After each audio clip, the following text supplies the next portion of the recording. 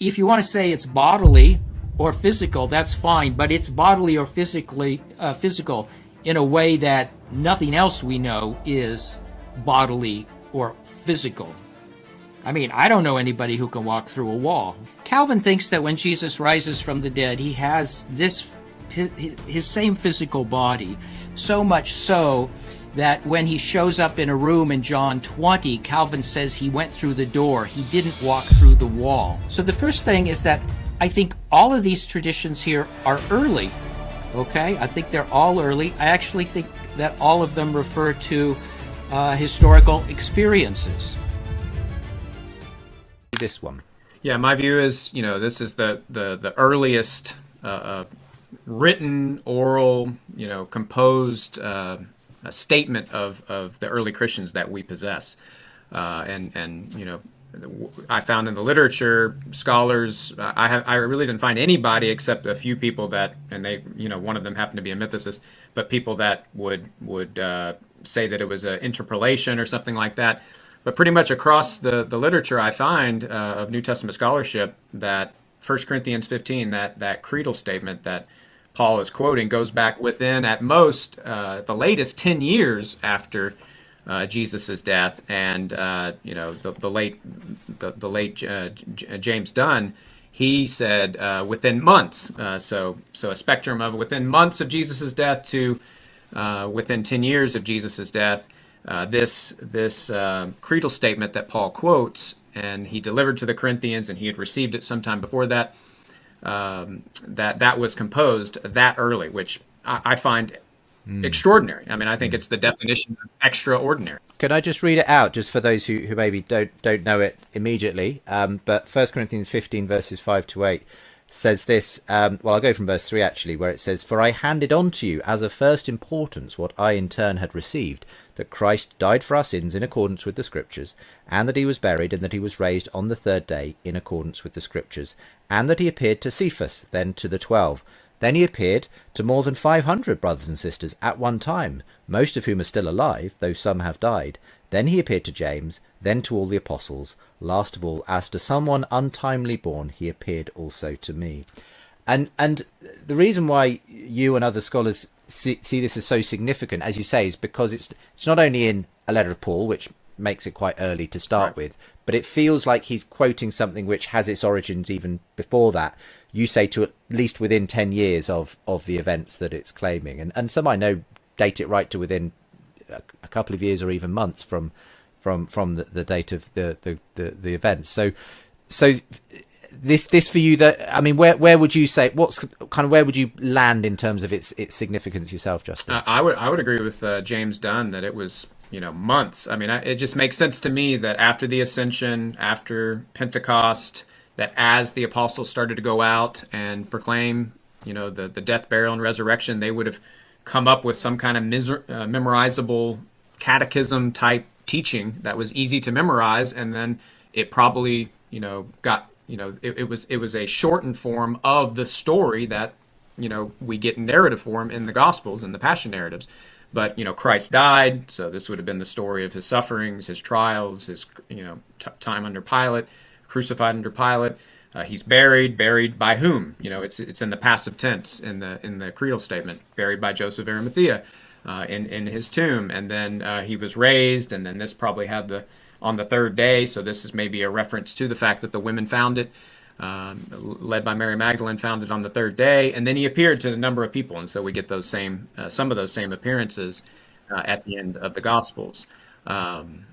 And so I think it was a way to teach the earliest followers, these early, they probably weren't even called Christians then, but maybe they were called the Nazarenes. I don't know what they were called that early, the way, according to Acts, but they, this would have been an easy, memorizable way to have the. Justin Bass claims that the creed in 1 Corinthians 15 proves the resurrection was believed just months after Jesus died, as if that makes it historically reliable. But belief isn't the same as evidence, and early creeds don't confirm a bodily resurrection. First, this creed isn't an eyewitness account. It's a second-hand formula Paul says he received, likely from other believers, and he never met Jesus during his life. Paul himself admits in Galatians 1:12 that his knowledge of Jesus came through revelation, not history. His appearance of Jesus is a vision, not a physical encounter. Second, the language used, especially ophtha, was seen, is used throughout ancient texts for visions, dreams, or spiritual experiences, not physical resurrections. In fact, in the Septuagint, the Greek Old Testament, ophtha is used to describe angelic or divine appearances, not flesh and blood events. Third, as Dale Allison and Bart Ehrman both point out, many religious movements have early creeds and strong beliefs. But that doesn't make their supernatural claims true. Early Mormons believed Joseph Smith saw God the Father and Jesus, and they had structured creeds too. Yet we don't treat that as historical proof. So the creed in 1 Corinthians 15 may show how quickly belief spread, but it doesn't confirm what actually happened, and it certainly doesn't prove a dead man came back in a physical body. Well, it's certainly significant, and it's also fascinating and provocative. So I have here disagreed with lots of my colleagues about their specificity. So the first thing is that I think all of these traditions here are early. Okay, I think they're all early. I actually think that all of them refer to historical experiences. All right. I'm simply not sure whether this creed was originally formulated in, let's say, Antioch, Damascus, Jerusalem. I don't know. I don't know whether originally there was an Aramaic version of this, or this was originally composed in Greek. I can't tell you whether it's AD 34 or AD 39. I'm not sure. But for me, the main point is that the content, whenever it was officially put together, and by the way, I don't know if Justin agrees with this, but I think it grows. That is, in my book, at least the most recent book, I argue that it might have originally ended with the 12, and then we get some material added. Maybe Paul's adding it. Paul certainly adds his own thing at the end. So I don't know. It might grow in 2 or 3 stages. That's possible. But at the end of the day, I think the important point is that the experiences back here aren't behind this, they're real. I don't think this is folklore. I don't think this is secondhand. And it is a fact that Paul's talking about himself. He refers to Peter, who's somebody he knows. He's referring to James, somebody he knows. He seems to know something about the 500, whoever they were. And he knows also John, son of Zebedee, and presumably, more than just a couple of the 12. So again, what this shows you is that this belief, and I said this earlier, this belief goes way back, and some of these experiences go way back. Now, I don't know, for example, when the experience to the 500, whatever it was, took place. It might be post-Pentecost, right, for me. In fact, the fact that there is no, probably in my mind, no appearance to James or the 500 in the Gospels is just easily explained if they're later events, right? It's just an easy, straightforward explanation of something somebody wonders about. In any case, I agree with that. Of course, how you explain this, that these people were convinced, or what lies behind those experiences, that's the big question. But I don't think, I think you'd have to, well, let's just put it this way. I think if you're a skeptic, you're doing yourself a disservice by doubting what's going on here in 1 Corinthians 15, 3 through 8. I think it makes more sense if you're a skeptic, which I'm not. It makes more sense to try to explain these things rather than explaining them away and saying, this didn't happen. So we do have a few people who just doubt the appearance to the 500. I don't think they should be doing that, both from my own point of view and from their point of view. That's interesting to hear you say that, because certainly in this passage, whereas I think because there are resurrection appearances in other sources, such as the Gospels, to some of the people that have been mentioned, whereas this claim of 500 seems to be novel to Paul. And so I have heard skeptics say, well, you can discount that because it's one source. It's just a throwaway line from Paul. You know, how on earth are we to know that whether, you know, it's true or not? But so why do you say you don't think you should dismiss it, Dale? So I don't know how to argue against a consistent skepticism, because you can doubt anything. But Paul says some of them are still alive. And I just don't see any reason to think that that's a fictional statement. If it were fiction, he might say he appeared to 500, but I'm not I mean, he's really clever if he thinks, oh, I'm going to make this up and I'm going to add that a few of them are still alive. That's just not right. It's like the end of John, where you have the beloved disciple, and people, some people thought that Jesus was going to come before he died, right? But Jesus didn't say that. The people who think that the beloved disciple is just a literary figure and there's no history behind that, they just can't explain something like that. It makes no sense. There's a real something there. And so I think there's a real something there. If I can also, the ring of truth. Go ahead, Justin. I agree. And I just, add to that point, Paul's credibility is on the line in Corinthians.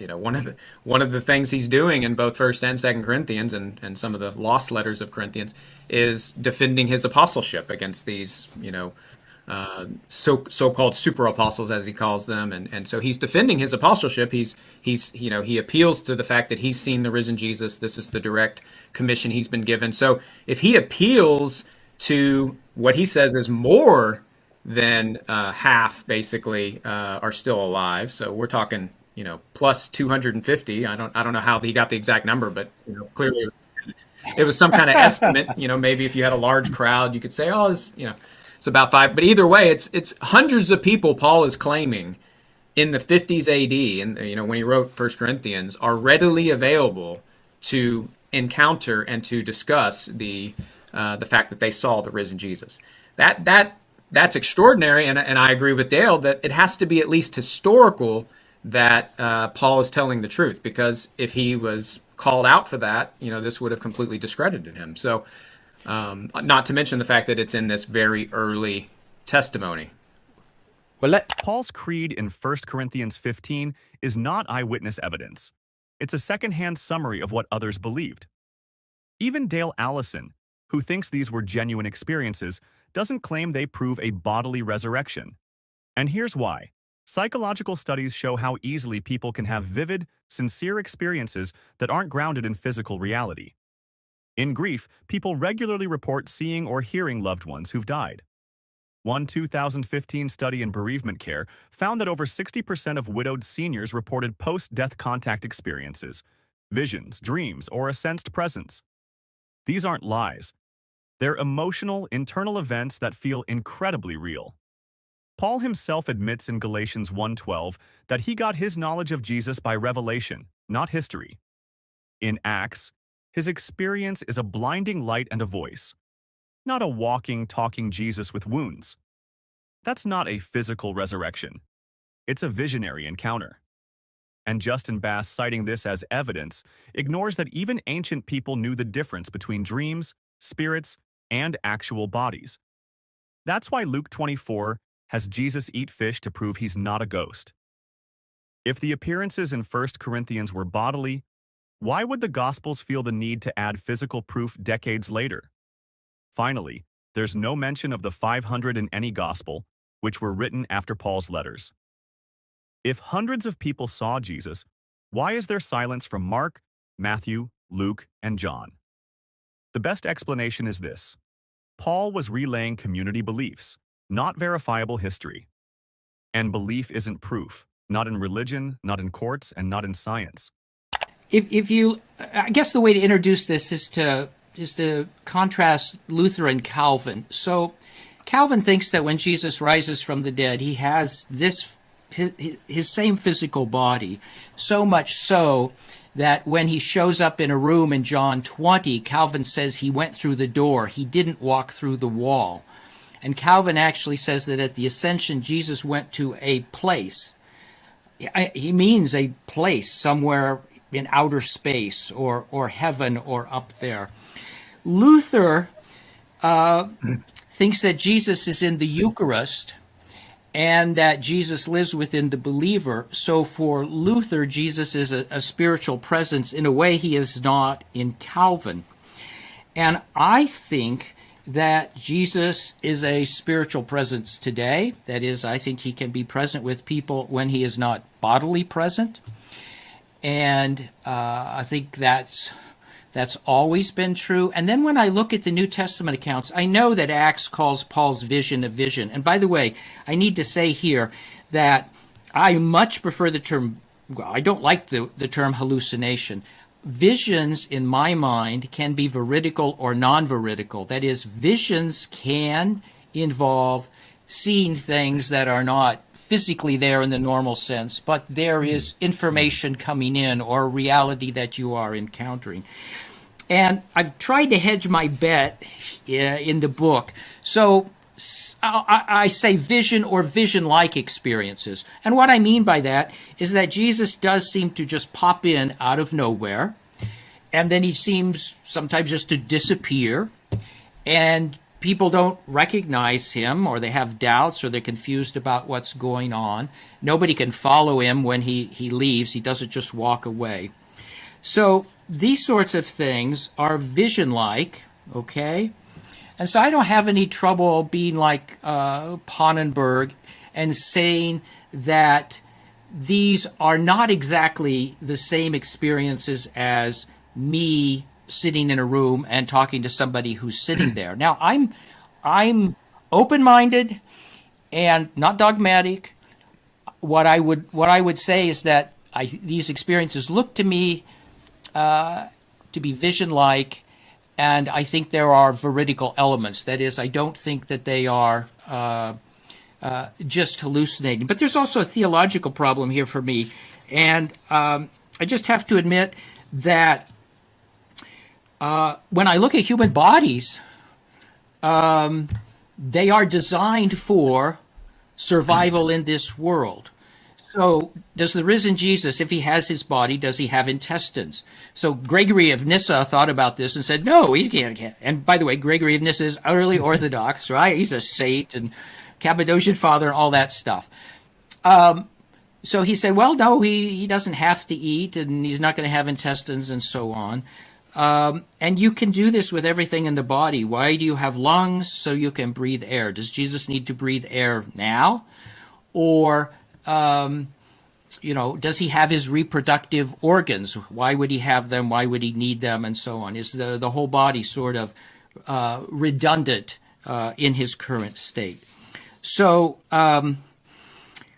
I then side with the old Lutheran theologians structurally. They would say Jesus rose from the dead, and the tomb was empty, and then he entered a new state at some point.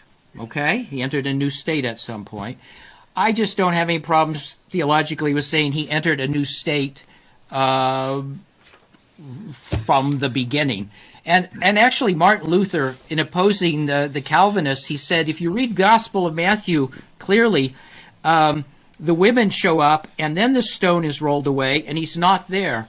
Luther said he went through the wall, or he just dissipated. He doesn't, whatever it is, he doesn't have a body like you or I have it. But Calvin actually thinks he does, right? And there are a lot of theologians in the tradition who think this. So the whole thing puzzles me, but you can see where my doubts are coming from. I can, and it's really helpful just sketching out all of those sort of issues, and helpfully kind of puts me a little in the picture that for you it means that a bodily physical resurrection is not necessarily what's implied by the Gospels or by and so on. Well, look, no, the early Christians believed that Jesus rose physically from the dead. Okay, they did. All right. And I think that the tomb was empty. Amen again. Okay. But you won't amen this. It just really puzzles me. It just really puzzles me. Okay? Okay. Justin, where do you want to take it from here? Yeah, I mean, when it comes to the early Christians, I mean, that's who we're talking about. When it comes to Paul, when it comes to, the earliest followers of Jesus, I think they definitely believed that it was a bodily resurrection. I mean, you look at the Gospels, I mean, clearly with the tomb empty, that means that something happened to Jesus's corpse, right? I mean, every inch of it, every molecule of Jesus's corpse, something happened. There was some kind of transformation. Now, what exactly is the resurrection body like? I mean, I feel like that's kind of the questions that Paul actually rebukes in 1 Corinthians 15. What a foolish question. Why do you ask that question? Well, I think it is fascinating. I agree with Dale that it's fascinating, and we don't know a lot of things about it. It clearly, if our resurrection body is going to be like Jesus's resurrection body, I mean, his body clearly defied physics. It was something extraordinary. It was something strange. Sometimes they didn't recognize him. All those things. But if you just stick with, like I said, Paul and those early statements in 1 Corinthians, I think we could at least say we know he's saying it's a bodily resurrection. And one of the reasons for that is Paul is a Pharisee. This is what, Pharisees definitely believed in bodily resurrection. We know that from Josephus. This is the Danielic type resurrection. Many who are asleep in the dust of the earth will rise. This is physical. This is the Maccabean type resurrection. They stick out their arms when they're being persecuted and say, cut off our arms. We'll get them back in the resurrection. That's physical. And so I think Paul and these earliest followers of Jesus, they believed in that kind of physical resurrection. So when they say Jesus rose from the dead, they mean he bodily rose from the dead. And that's what I think happened. So I agree with that, and actually have 2 or 3 pages where I just gathered together Jewish texts on resurrection, and they are about bodies and flesh and graves and earth. There is only, I think, one possible text where you might have resurrection language used, where it's not that sort of thing. That's in the book of Jubilees, and the passage isn't perfectly clear. But I would emphasize that I don't think Paul has John Calvin's idea of resurrection. That is, I think Paul believes in a radical transformation. It's bodily, but it's radical. So it's the seed, right? And then the plant, and they're just radically different. So what Paul is trying to do here, I think, is he's trying to stay within the tradition. He wants it to be bodily, and he believes in continuity, but it's almost as though the continuity is as minimal as possible at points. I mean, the seed and the tree.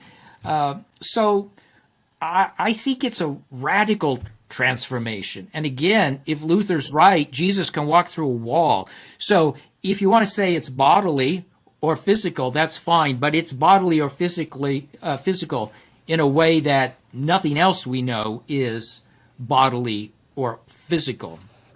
I mean, I don't know anybody who can walk through a wall. Well, but how many resurrection bodies do you know? None. Well, None. so if Jesus is the first of that Danielic resurrection that had been prophesied, then this is new creation. I mean, this is something that transcends all things, but it's physical. It goes back to Genesis 1, right? That everything God made was good. And so he's not going to abandon his matter, his physical creation. And so that's why to me it's consistent with the testimony from Genesis to Daniel to the early apostles. Dale Allison hits the core issue here. Even if you grant that something happened, the nature of these appearances in the New Testament don't look physical in any ordinary sense. Jesus appears out of nowhere, vanishes, walks through walls, and sometimes isn't even recognized by his closest followers. That's not how real, physical bodies behave. It's more consistent with visionary or spiritual experiences, not resuscitated corpses.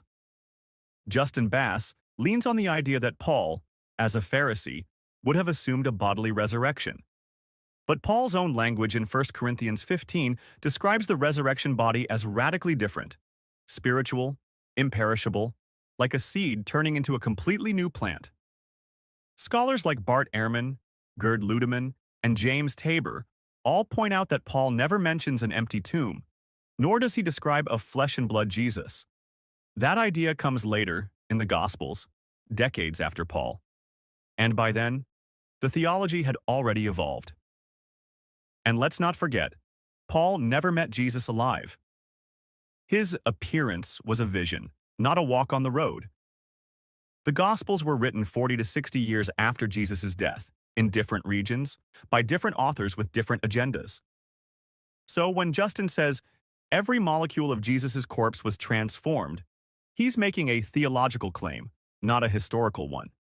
Even Allison, who's not a skeptic, admits it doesn't make sense to talk about intestines, lungs, or reproductive organs in the risen Jesus. If you're saying it's bodily, but the body has no function, is that even a body in any meaningful sense? What we're left with are vision-like experiences, developed stories, and evolving theology, not verifiable proof that a man physically came back from the dead. So what do you think? Are these stories signs of a miraculous event or the natural development of belief, grief, and mythology over time? Let us know in the comments. Don't forget to like, subscribe, and turn on notifications if you want more breakdowns like this. Would you like me to continue with the next portion of their debate or help build out a thumbnail, description, or title for this video? You made a statement a couple of months ago that I found very interesting. And I don't claim to understand it, and I'm not trying to put you on the spot with it. You said that you were a cultural Christian. Okay, and so that raised a number of questions in my mind. And the first question was, You are changing the subject. No, I'm not. No, I don't think so. Okay. I may be leaping outside of the topic a bit to get back to it. We can do cultural Christianity, but I think I have a list of questions that you wanted to ask, and that is one of them. But I think Professor Dawkins did ask you... You were referring to the predictive power and to the utility of the stories. Yeah. Okay, so that's actually what I was trying to zero in on. Go ahead. Okay, so that was the point. Well, it seemed to me that your proclamation that you were a cultural Christian was a recognition and a statement that you had found something in the culture that had been derived from Christianity that you had an affinity with, and that there's some reason for that. And one of the things I wanted to ask you is, well, what do you think that Christianity got right that allows you to make a statement like that? I mean, I know that there's differences perhaps in what we both think about the ultimate veracity of the biblical stories. Maybe there isn't differences. Like, it would take a lot of conversation to figure this out, but what did you mean by that? Like, what do you think that Christianity got right that would enable you to make a statement like that? Virtually nothing. I meant by that no more than that I'm brought up in a Christian culture. I went to Christian schools. I therefore know my way around the Bible. I know my way around the Book of Common Prayer. I know the hymns. That's all. I don't value Christianity as a truth system at all. Okay, so let me ask you about that, because maybe that's true and perhaps it's not. So the first question is, like, do you think that there are any marked differences between cultural traditions that would enable you to rank order them in terms of their ethical validity? Yes, I do. Okay, so for example, we could contrast mainstream UK Christianity with Islamic fundamentalism. Yes. Okay, so there's a hierarchy. There is a hierarchy. Okay, a hierarchy that points to what? Well, in the case of Islam, I dislike any religion which punishes apostasy with death, that throws gay people off high buildings, that practices clitoridectomy. That seems to me to place Islam on a lower level than Christianity, but that's not to say anything very positive about Christianity. Well, it might be to say something positive about Christianity. Like, I think that question is open, because you might ask yourself, what did Christianity get right that led it away from those particular presumptions and towards something that you regard as more ethically appropriate? Like, this isn't a trivial question. It's a very modest claim. There's not very much. I mean, to be better than a religion that throws gay people off high buildings is not really a very virtuous achievement. I don't know. I don't know if that's true, because if you look at the barbarism that characterizes the human past, you might think that any progression whatsoever towards something approximating mercy and tolerance is nothing short of a bloody miracle. Well, like, people are pretty ruthless, and so are our chimpanzee cousins. Yes, they are. Right. So, yes. So we move forward into the light with great difficulty. Yes, and yes. The fact that we can take that for granted now, and that it seems self-evident and deserving of faint praise, it's not so clear to me that that's a reasonable proposition. Okay, let's grant the faint praise, but that has nothing to do with the truth value, and what I care about is the truth value. I see no truth value in the claims of Christianity, the virgin birth, the resurrection, the miracles? Do you believe in any of those? Do you believe Jesus was born a virgin? As I said before, there are elements of the text that I don't feel qualified to comment on. My experience has been that the more, I know from a metaphorical perspective and from a mythic perspective what the story of the virgin birth means, and I accept that. I know, for example, that any culture that doesn't hold the image of the woman and infant sacred dies. And I don't know how that needs to be expressed in a form. True, though? Do you mean that you don't know? Well, Dawkins is making an evidence-based argument. Christianity as a belief system doesn't hold up to scrutiny. There's no empirical evidence for the virgin birth, resurrection, or miracles. None of these claims meet the standards of historical verification. For example, Bart Ehrman, a respected New Testament scholar, points out that the Gospels were written decades after Jesus' death by anonymous authors, full of contradictions and theological bias. That's not reliable evidence, it's religious tradition. When Peterson talks about holding the mother and child sacred, he shifts to metaphor. But metaphors don't prove anything. They might feel meaningful, but they're not evidence for a god, a virgin birth, or divinity. Dawkins stays focused on truth. Peterson avoids the question entirely. When Dawkins is asked something, he gives a clear answer. When Peterson is asked, he deflects. That's why Dawkins calls it out. Maybe Peterson doesn't actually believe these things and doesn't want to admit it. And the idea that Christianity led us toward mercy and tolerance? History doesn't support that. The Inquisition, witch trials, slavery justified by Scripture, and opposition to women's rights and science all came from dominant Christian cultures. Progress came in spite of religion, not because of it. Led by secular thinkers like Voltaire, Thomas Paine, Bertrand Russell, and modern human rights advocates. Dawkins is right to say, cultural familiarity doesn't mean truth, and religious comfort doesn't equal evidence. Let's continue watching. Let me ask you about that, because truth, this is something I talked with Sam Harris about too. Truth, as we know, is a tricky business. Do you think there are differences in the truth claims between different writers of fiction? Like, is Dostoevsky more profound than... No, well, I wouldn't call fiction truth claims anyway. I mean, these are... Then on what grounds do we rank order the fiction in terms of quality? Like, Dostoevsky is a profound purveyor of fiction on the philosophical front, unbelievably deep and profound. Yes, There's something true about what he's writing about. It's nothing to do with the truth that science is concerned with. The truth of science is the truth that gets us to the moon. I mean, this is nothing to do with whether one writer of fiction has a sort of insight into human nature. That goes without saying. I accept that. Okay, so how do we deal with the notion that on the purely factual side, how do we deal with the idea, let's take you talked about clitoridectomy, let's talk about the oppression of women. Yes. We make a scientific case that that's inappropriate? Or is it a case that we're making on some other grounds? Like I see in the Judeo-Christian tradition, one of the earliest pronouncements is that both men and women carry the image of God, both.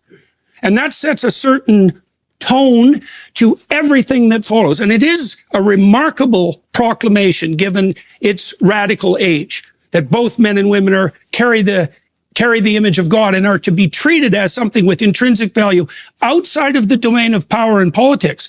And it isn't obvious to me, having thought about this a lot, how we deal with that in the pure realm of fact. Because one of the facts is, if I can oppress you, why the hell shouldn't I? Yeah, my job is to keep things on track here. I think there are a number of questions which Professor Dawkins has asked quite directly that we still haven't really heard an answer for. Okay.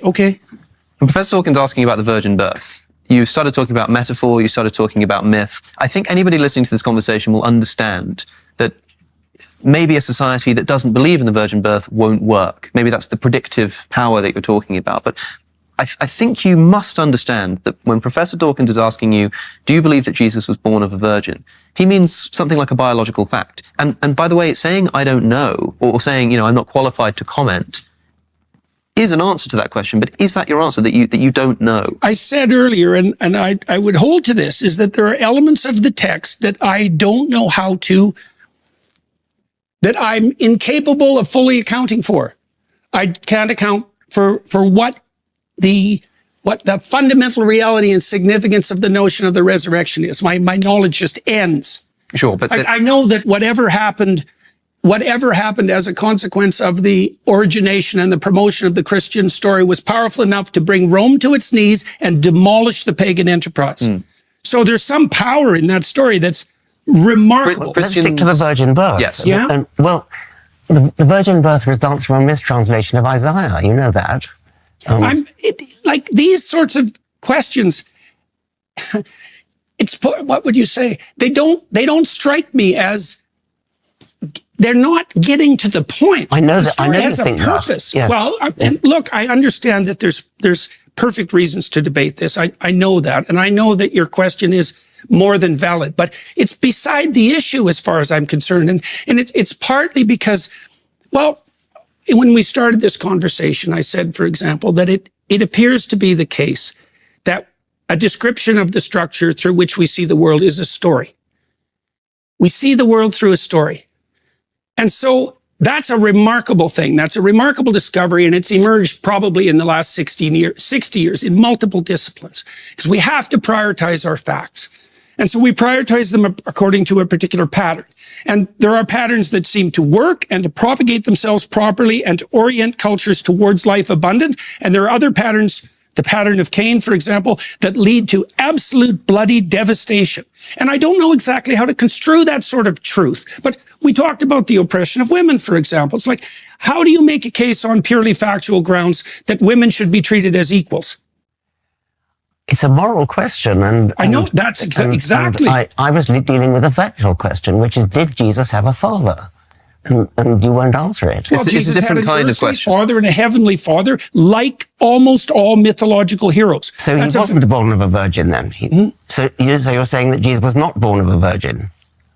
I said, first of all, that I don't know how to mediate the fact-value dichotomy in that case. I said the same thing about the resurrection. It's not a value. It's a simple fact. I mean, did a man have intercourse with Mary and produce Jesus? That's a factual question. Dawkins asked a simple question.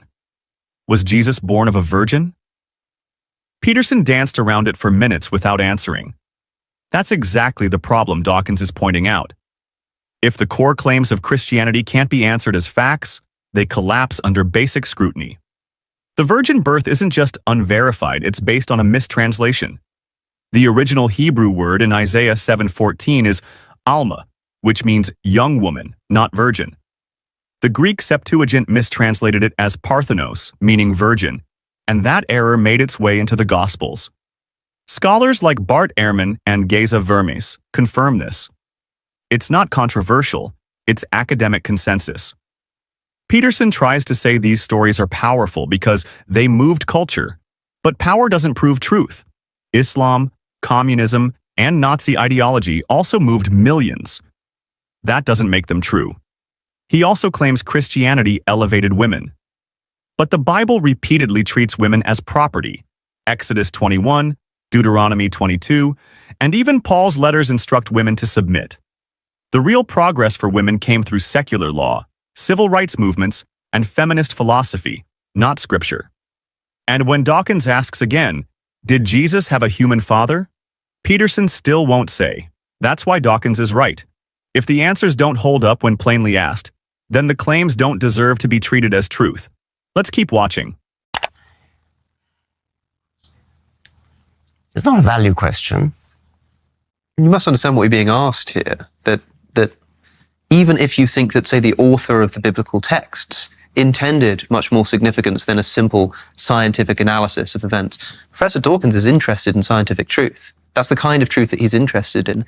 And even if you think it's irrelevant to the point of what the gospel authors were getting at, that first needs to be clarified before you can then begin actually uncovering what the stories are about. So I think Professor Dawkins is asking from a scientific perspective, and maybe you think that scientific approach is wrong, but if you just take it for a moment, maybe this is how we find out that it is wrong. Let's take a scientific approach, ask the question, did this occur? I think that it's inappropriate to use a question like that to attempt to undermine the validity of the entire, what would you say, deep mythological enterprise. Well, suppose we weren't doing that. Suppose we were asking out of interest. Suppose that we were all here devout Christians, maybe even Jungian Christians, and we thought, this is interesting, over dinner, do you think it really happened, like scientifically? Would your answer just be, I don't know? Yes.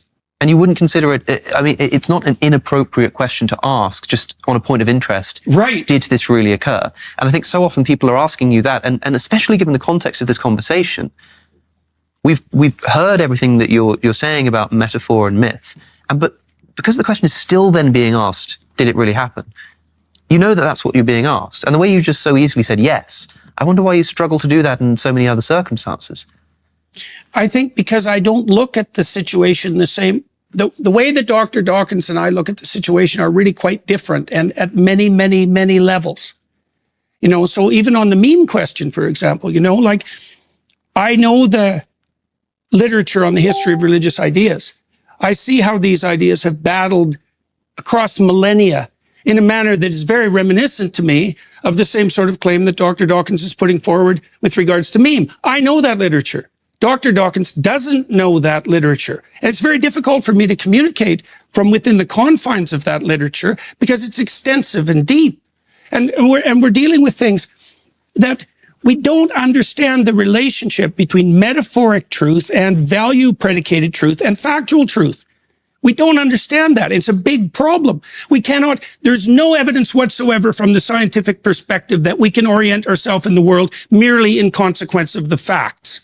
Sure. And that's a fact. And it's a fact that's been detailed out in great detail in the last 60 years by people from a variety of different disciplines. We have to prioritize the facts. That's a value hierarchy. There may be true and false ways of prioritizing facts, but you can't determine the truth or falsehood of the way that you prioritize facts by making reference to the facts. That's a big problem. Okay, let's talk about that as perhaps a slight detour here, because I think we do need to come back to this Christ resurrection thing. But Professor Dawkins, would you say that underlying the scientific enterprise is a fundamentally unscientific assumption? You can make scientific investigations in the world, but in order to do so, you need to choose what to prioritize. You need to choose what to investigate. You also need to value the truth. You need to have a value and a motivation for doing it in the first place. Those kinds of things cannot themselves be scientifically justified. And so does the scientific enterprise have an unscientific assumption of the space? I suppose it does. I mean, I think that maybe just be Jordan and Richard, but by the way, I think that Jordan prioritizes myth and I prioritize fact. And I think myth is kind of vaguely interesting, but it's not the be-all and end-all of my life. I think it's somewhat secondary to scientific fact, the sort of facts that tell us how old the universe is, how old the world is, the history of life, the engineering achievements of landing a spacecraft on a comet. These are the things that science can do. And as I said, the predictions of quantum theory, to come back to that, the predictions of quantum theory, which are verified to a sufficient number of decimal places that it's equivalent to predicting the width of North America to one hair's breadth. Now, that is, however difficult quantum theory is to understand, that is what you can get from quantum theory. Now, the mysteries of the Bible, if they are mysteries, aren't in the same league. I mean, they just don't cut it. Peterson keeps dodging a basic question. Did the virgin birth or resurrection happen as a fact? He talks about myth, metaphor, and the power of stories, but that's not the issue. Dawkins is asking for evidence, not symbolism. Peterson claims truth can't just be about facts, but that's not how we build reliable knowledge. Science is based on observation, testing, and replication, and it works. We can date the Earth to 4.54 billion years with radiometric dating. We can trace the evolution of life through fossils and DNA. And we can land probes on comets using quantum calculations accurate to fractions of a nanometer. That's truth we can build on. Compare that to the Bible. No evidence for a global flood, no external confirmation of the Exodus, and no verifiable proof of a virgin birth or resurrection. These aren't mysteries. They're claims made without evidence. Peterson wants to treat myth as equal to science, but stories are not substitutes for facts. And when Peterson says Dawkins doesn't understand religious literature, that doesn't change the problem. Truth claims require evidence, not familiarity with ancient texts. Dawkins is right. Prioritizing facts over comforting myths is how we make progress. What do you think? Should society lean on ancient stories, or should we demand truth backed by real evidence? Like the video, subscribe for more sharp commentary, and let's keep thinking critically, together. Totalitarian, and they're both based upon two very, very questionable and not very peaceful concepts. One is the idea of a perfect human being, the Prophet Muhammad, and the other is the idea of a perfect book, the Quran, the recitation. Therefore, any challenge to this faith is bound to lead to heresy and to schism, and does. And just as all forms of absolutism and totalitarianism, leader worship and revealed truth, unalterable text, always do, because they can break, perhaps, but they cannot bend. And thus the latent potential of violence between them, among them, as well as within them, is very great. In which he ponders one very important question, the only one I've got time for now. What happened to the word Christendom? Remember, there used to be such a term. It used to extend across the world, and the hope is that it would extend even further. And it was unironically used to mean those areas of human civilization, and areas yet to be civilized, of course, where the word of Jesus Christ reigned or would reign. And it's all gone. The word is never used except historically or sarcastically now. And McCulloch doesn't say it ended because of the Crusades, though he could. It didn't. Crusades didn't kill it. Not because of slavery, mandated by Christianity. That didn't kill it either. Nor the mass murder of colonial subjects in the yet-to-be Christianized world. That wasn't sufficient. So it didn't really end, he said, till 1914, when all the Christian empires of the world, Austria-Hungary, Germany, France, Britain, France is a slight exception to this, but only a slight one, and Russia, all of them commanded by Christian emperors and calling upon their subjects as Christians, went to war with each other and very nearly destroyed the whole human civilization, and certainly reduced it to a point where we can't guess where we might be if it hadn't been for this extraordinary outbreak of barbarism. And out of that came the terrors of fascism and of Stalinism, of which it was the seedbed as well. I mention this partly because I want to maintain that there's no such thing as a religion of peace by definition. And second, to point out, and that its best historian has to admit something that if I was a Christian would make me humiliated. But because there was another empire involved in that war, the Ottoman Empire, which also came to an end, its other name was the Caliphate, the Muslim Caliphate. It went to war on the side of German and Austrian imperialism and Hungarian imperialism, and it lost not just the war, having proclaimed a worldwide jihad against Christianity, except for German and Austrian and Hungarian Christianity, which were its allies. And it didn't just lose the war, but by 1924 had been dissolved by the Turkish leadership, by Ataturk. It lost the Caliphate. And that's the only one that still has supporters. The other Christian and religious empires have all gone. But the Caliphate still has fans, not just in the Muslim world, sometimes referred to by Muslims as the Dar al-Islam, the House of Islam, but also in what some Muslims call the Dar al-Harb, the House of War, the part of the world that isn't yet Muslim. There are Caliphate clubs in London now and Berlin and elsewhere, quite important ones. And what I want to know is why that is and what we should think about it. Believers in this fantasy have, Laurie's spared me the need to say much of this, have committed extraordinary atrocities in Istanbul, in Madrid, in India, in the Philippines, in Indonesia, and of course in our own fair city. And the pretexts for it vary. They can be, the excuse for the mass murder can be that Australia has helped East Timor become independent from Indonesia. They can be that Newsweek has printed a false story about the desecration of a supposedly holy book. You never know what it's going to be next. But everyone knows to be careful about it and everyone understands that the threat of violence that backs it is believable. And that's my opening position. Now you will say, I can hear it already being said, you may be saying it already to yourselves because the defense mechanisms kick in. And in any case, Laurie already said it for you. And I hope Professor Ramadan won't feel the need to say it again, but if he does, fair enough. You may say, that's not the real Islam.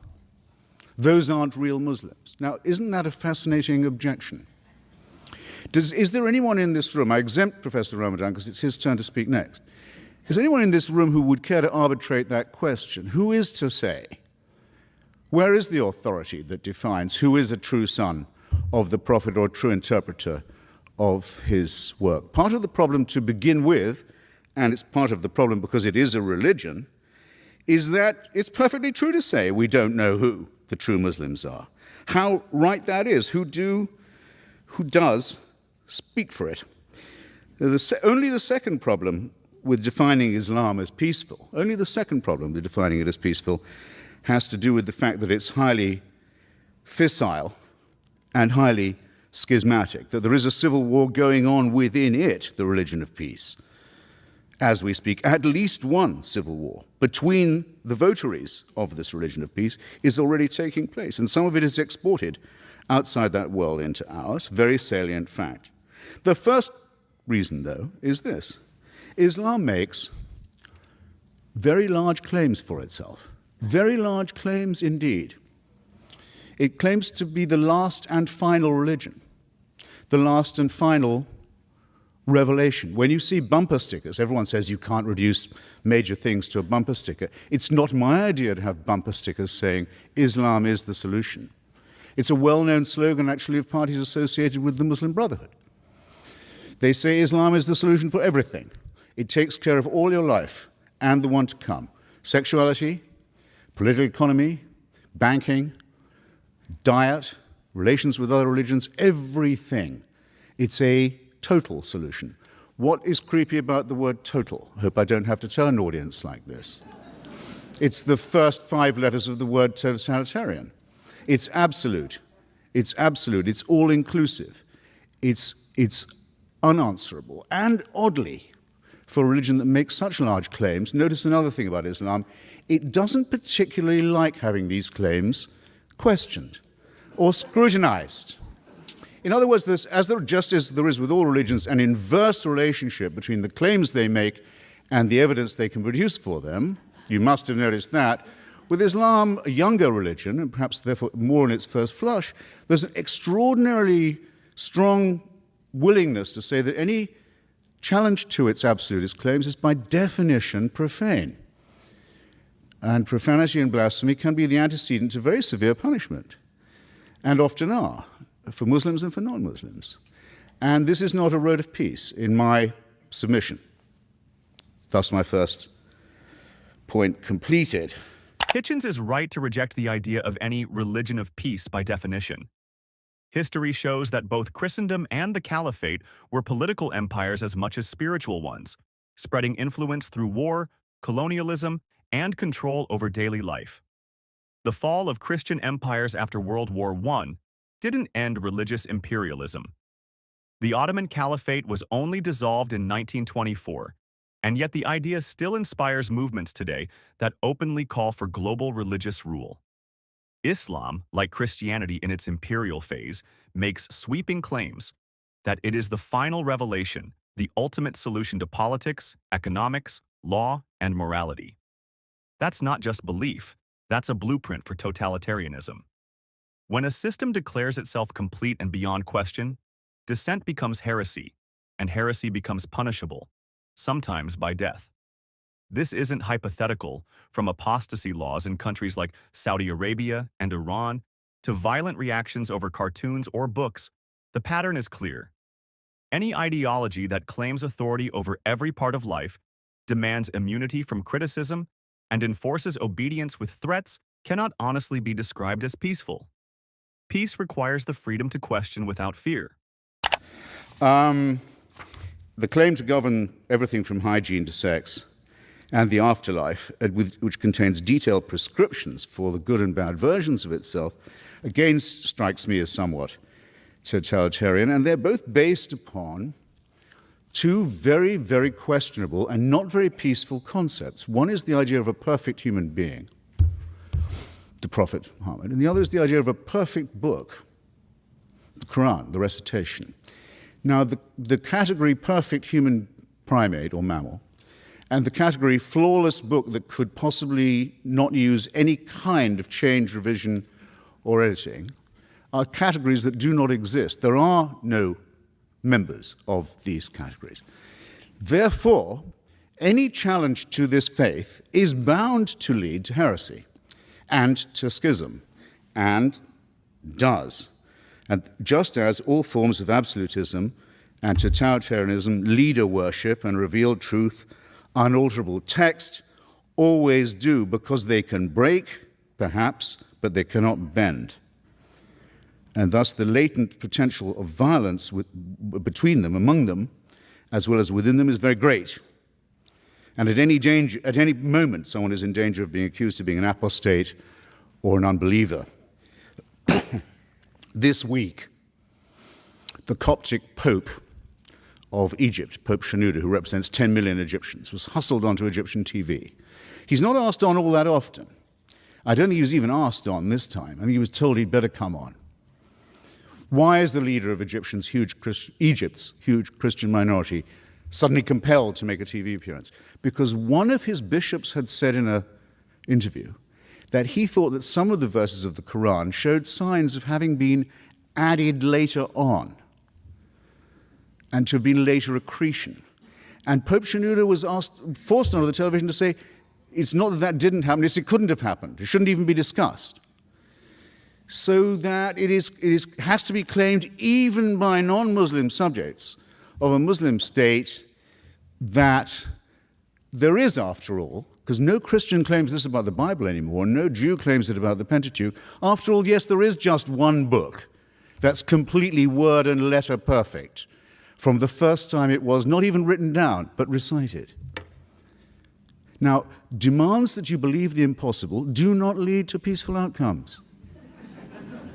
Nor do they lead to peaceful or tolerant regimes. And I'm not going to ask you which Muslim country you would like to live in. I don't know whether Professor Ramana will tell us which one he would pick if he had to, because I don't have to ask you a question like that, because it's already in your mind. Can you wind up now? Yes, I can. I can, yes, and will. Shall, in fact.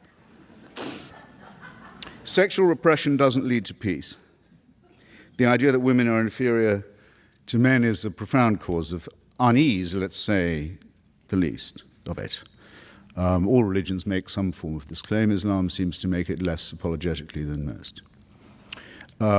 Claims that the world will come to an end in an apocalyptic form, which will lead to the victory of one religion or another, are not peaceful either. It's possible, perhaps, I haven't exhausted all my remarks, that the endless teaching of battle stories to children and the stories of lethal feuds from 7th century Arabia don't lead to peace, or the forcing of children to memorize and retell such stories by rote doesn't lead to peace either. It's arguable that peace isn't attainable at all. It may be arguable in some forms that, and sometimes in places that religion isn't even desirable, but it will not come by the fanatical adoption of a man-made text and a man-made supreme leader. Nothing but war and tyranny has ever come from the adoption of formulae like these. The only way to moral and intellectual satisfaction, even temporary, perhaps only temporary, but of any kind at all, comes to those who are willing to take the great risk of thinking for themselves at all hazards and trying to share the benefits of that tolerance and that open-mindedness with others. And with that, for now, I'll rest my case. Thank you very much. Hitchens is right. The idea of a flawless human and a flawless book has no precedent in reality. No person is morally perfect. Even Muhammad's own biography in Islamic sources records acts like ordering assassinations of critics and waging wars of expansion. No text is beyond revision. The Quran itself wasn't compiled until decades after Muhammad's death, and early manuscripts like the Sana'a palimpsest show textual variations. Yet Islamic orthodoxy treats questioning this as a crime, punishable by prison or death in countries from Pakistan to Iran. This isn't just history.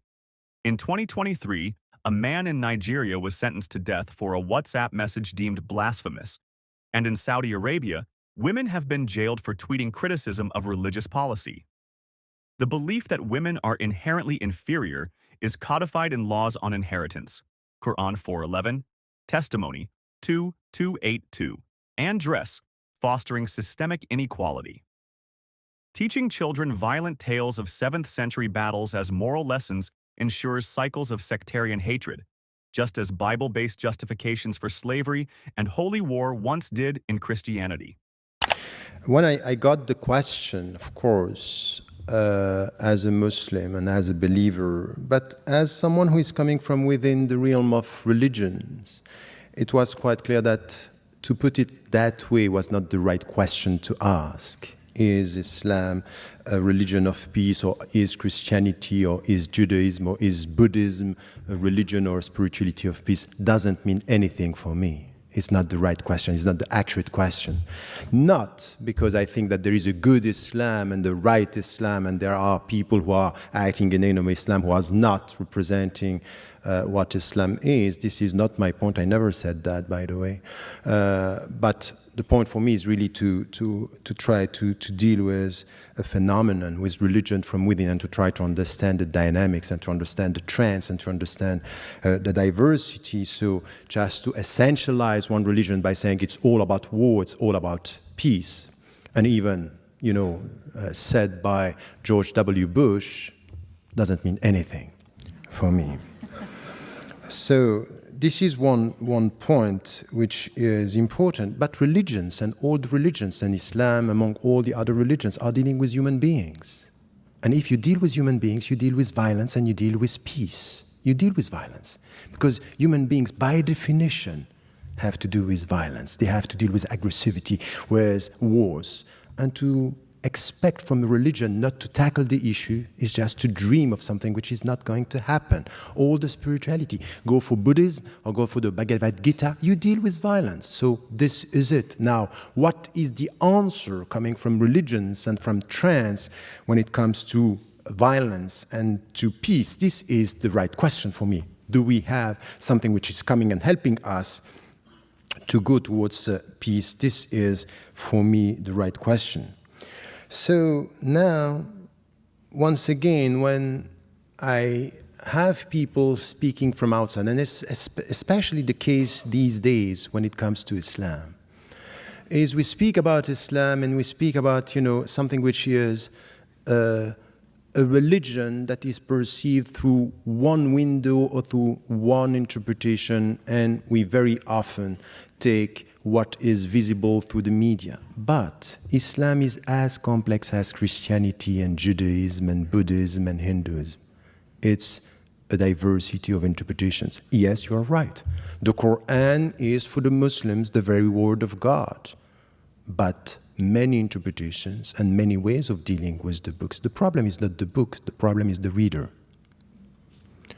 Is the way, no, we have only 10 minutes. So, this is why when, for example, you take a text, and you can do this with the Bible, with the Torah, the Gospels, it's always the same.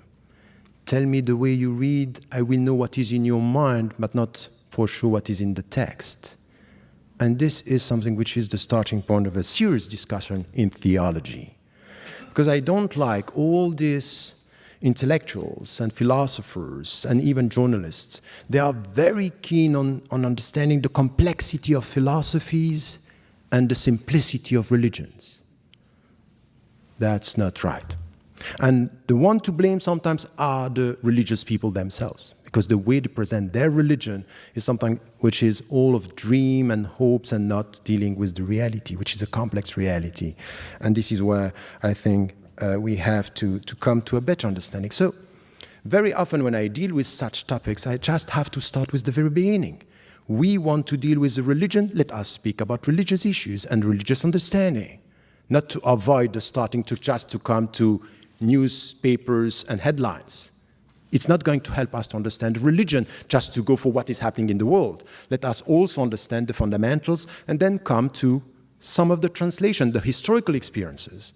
Because as much as you can speak about September 11, you can speak about the 16th century under the empire, the Ottoman Empire, which was a great civilization with a diversity, Christians and Jews and even non-believers working and living together. We are always speaking about Andalusia. But we can prove everything with history if we don't get a sense of what are the principles we are talking about. So, for example, coming from a religious viewpoint, I wouldn't say Islam is the religion of peace. I say Islam is the religion for human beings. It deals with peace and it deals with violence. And it helps the people to go from violence towards peace. It's a way towards peace, but it's not a peaceful reality, because we are not peaceful beings. We are all in tension. Just to get that inner peace in us, and this is the starting point of the Islamic philosophy of human being, is really to start with your own self. Look at your heart and tell me if you are at peace or you were at peace. Peace is a process through which you have, it's a process that you get at the end of a self-education. Educate yourself to get this inner peace. This is coming from the universal message of all the religions. You get this in Buddhism, before even speaking, or not even speaking about one God, but you get it in Judaism, you get it in Christianity. Educate yourself to get that peace. So you have to deal with your inner wars and tensions. So this is the way we have to deal with the issue about peace. And the starting point is spirituality. Why? Because at the end of the day, it's really something which is important. And this is the difference that you can find between Islam and the Greek tradition. If you come back to Socrates, Socrates was saying your body in itself is bad. And this is why you have the soul helping you to educate your body and to master your body. In Islam, there is nothing like that. Your body is not bad, is not good, and your soul is not bad, is not good. It depends on what you are going to make out of it. It's your responsibility because you are free. Your dignity is in your freedom, and you have to use your freedom to make it bad or to make it good. Take the good decision for your body, that's good. Make the bad decision, that's bad. So it's all a question of educating yourself with your own body. And it's exactly the same when it comes to the understanding of the world. So this way towards peace, it's based on education. It's based on a spiritual way of dealing with yourself. And you know what is the meaning of that? The very essence of what I'm trying to translate now is jihad. So this is something which is coming from the classical tradition. And once again, the classical tradition is helping us understand jihad is resist the bad to promote the good. And the bad is in yourself first. And then you will try to get the good. And to get the good is this inner peace. So jihad is not the way towards war, it's the way towards peace. Because you have, as a human being, intrinsically to deal with your inner wars and inner tensions. It's exactly the same in the world, that what we have to do, you will find something which is the will of God. What is the will of God? Diversity. He made you tribes and nations in order for you to know each other. But you know the risk of diversity? It could be lots of knowledge and potential wars. So you have to educate yourself to live with others and with this diversity to know each other. So you can look at Islam saying, you know what Islam claims? It's the last and final religion. It's not enough to end with this sentence. The most important thing is what Islam is saying about the other religions. That you have to remove them from the earth? No. He made you tribes and nations in order for you to know each other. So respect the Christians, respect the Jews, respect the people who were before you. So it's a call towards respect that you find also in the texts. So yes, you will have Muslims. They will take one dimension and interpret this as it is the final religion, we are not going to deal with all the others. But you cannot deny the fact that through history, Muslims, in many situations, in many historical situations, were dealing with this diversity, and we learned from the Middle Ages, and we learned from the Ottoman Empire that Muslims are able to deal with diversity and take from the Jewish tradition. Maimonides was speaking Arabic better than me.